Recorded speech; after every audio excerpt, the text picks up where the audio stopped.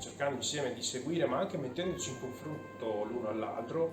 Ad esempio abbiamo fatto scrivere per ciascuna delle sceneggiature di ipotetici brevi video che poi spero andranno a fare in futuro, però mettendole a confronto con gli altri corsisti, quindi facendo finta che gli altri corsisti in realtà siano dei clienti, non conoscendo niente dell'azienda, ciascuno di loro ha potuto dare un'opinione e far cogliere in realtà qual è l'esigenza vera del pubblico. L'approccio chiaramente è sempre stato un po' più teorico, invece oggi riusciamo a mettere in pratica quello che abbiamo appreso fino a questo momento. È stato sviluppato un po' in tutte le sue modalità, in tutte le sue forme, e quindi abbiamo avuto la possibilità di approfondire tematiche sia teoriche che appunto pratiche, e questa è la cosa che è molto interessante per la mia professione.